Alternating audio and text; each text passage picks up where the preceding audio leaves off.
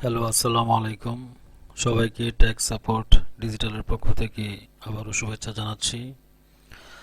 আজকে আমরা নতুন একটি HTML এবং CSS এর বাংলা টিউটোরিয়ালের প্লেলিস্ট করতে যাচ্ছি।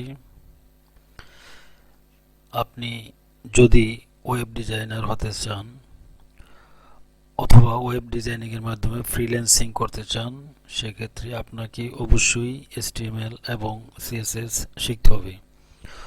ওয়েব ডিজাইনিং এর প্রথম স্টেপ হচ্ছে HTML এবং CSS। সো ওয়েবসাইট আগে, যেহেতু ওয়েব ডিজাইন শিখবো তাহলে প্রথমেই আগে শিখি ওয়েবসাইট কাকে বলে।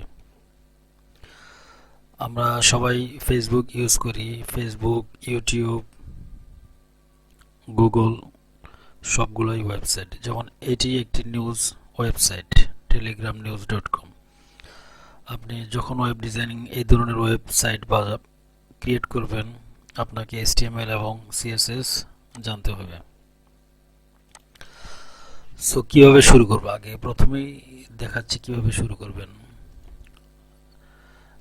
মাউসের রাইট বাটন ক্লিক করে নিউ থেকে টেক্সট ডকুমেন্ট ফাইল নেবেন। ফাইল নিয়ে ইন্ডেক্স ডট এসটিএমএল, ফাইলটির এক্সটেনশন হবে HTML ডট HTML। এই যে দেখুন, এখন একটি HTML ডকুমেন্ট হয়ে গেছে। এখন আমি মজিলা ফায়ারফক্সের মাধ্যমে ওপেন করলাম। সো এখানে কিন্তু এখন খালি দেখাচ্ছে, কারণ হচ্ছে এখানে কিছু লেখা নেই। সো আমি এখন লেখার জন্য, এডিট করার জন্য নোটপ্যাড এডিটর দিয়ে ওপেন করলাম। এখানে আমি প্রথমে লিখব হচ্ছে doc type HTML। Doc type HTML কেন লিখলাম? কারণ এটি হচ্ছে HTML5 এর একটি স্ট্যান্ডার্ড। আপনাকে HTML কোডিং শুরু করার আগেই HTML5 এর স্ট্যান্ডার্ড অনুযায়ী এটি লিখতে হবে। সো HTML কি? HTML হচ্ছে hyper text markup language. Okay, HTML is the standard language for creating web page.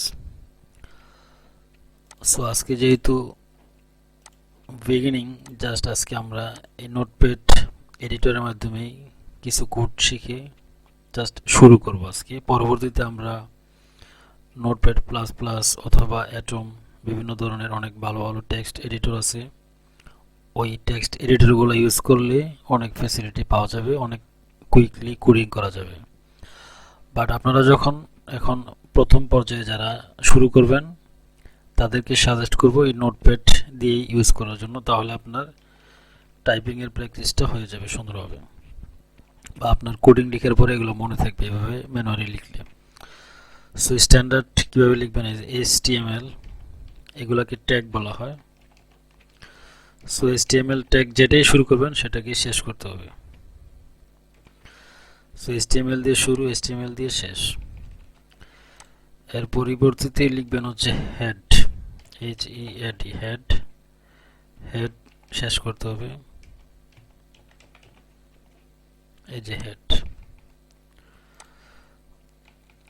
এর পরবর্তীতে লিখতে হবে বডি।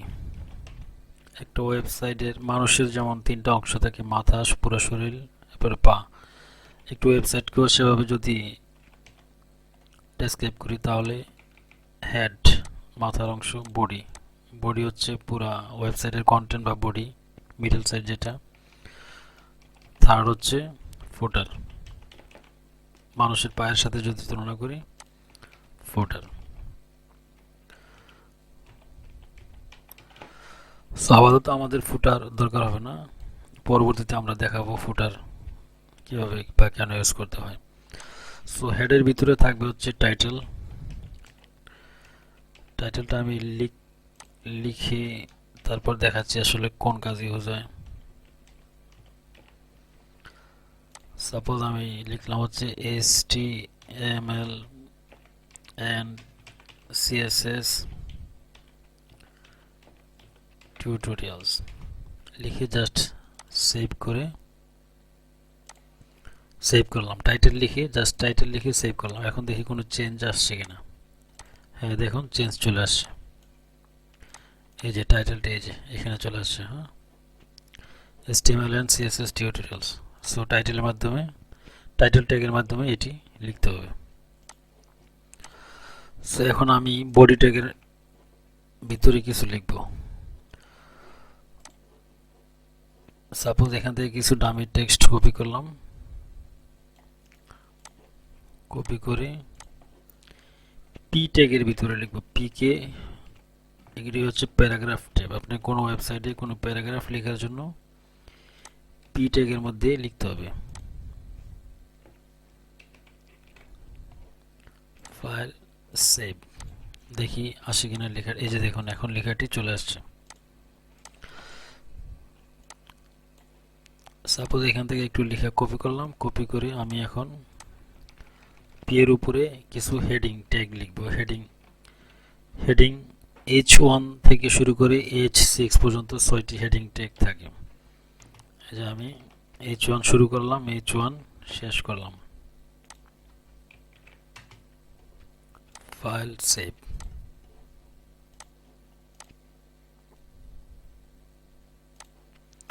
File save. এখন দেখি কোনো চেঞ্জ আসে কিনা। এই যে দেখুন হেডিং 1 এটি। সো আবার এখন একটু দ্রুত করব, কপি করলাম, কপি করে জাস্ট হেডিং 2 এখানে 2,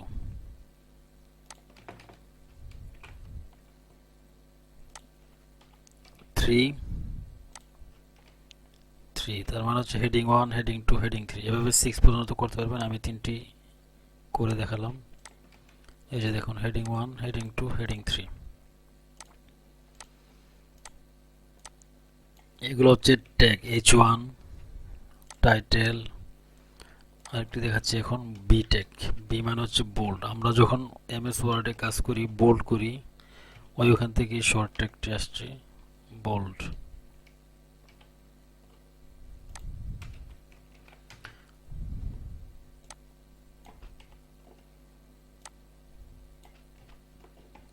ফাইল সেভ। এই যে দেখুন এটি হচ্ছে বোল্ড টেক্সট। আচ্ছা কিভাবে বুঝবো বোল্ড টেক্সট? আমি যদি নরমালি লিখি বোল্ড ছাড়া,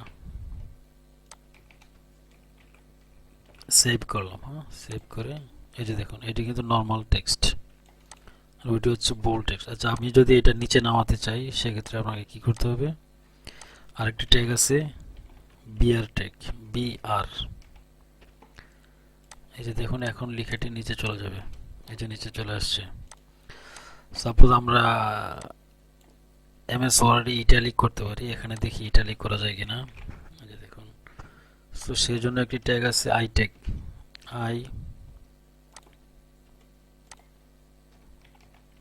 এই যে আই ট্যাগকে ক্লোজ করব, ফাইল সেভ।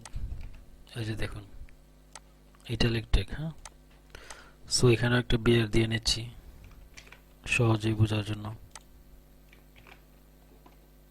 File save.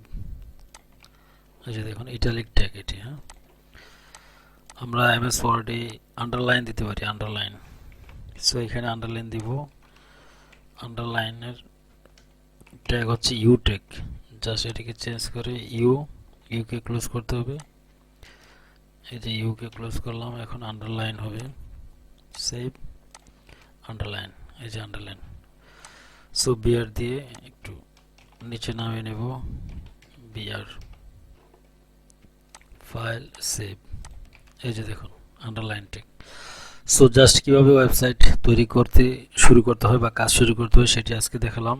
আশা করি আপনারা বুঝতে পেরেছেন কিভাবে শুরু করতে হবে। এভাবেই ওয়েব ডিজাইনিং এর হাতে করে শুরু করতে হবে। সো আজকে জাস্ট বেসিক যেহেতু প্লেলিস্টটি শুরু করলাম, আজকে এই পর্যন্তই থাকবে। সবাই সাথে থাকবেন, একটি অসাম প্লেলিস্ট হবে। আপনি যদি সম্পূর্ণ ভিডিওগুলো আমাদের দেখেন আপনি কমপ্লিট একজন ওয়েব ডিজাইনার হতে পারবেন। সো আশা করি সবাই সাথে থাকবেন, ভালো থাকবেন।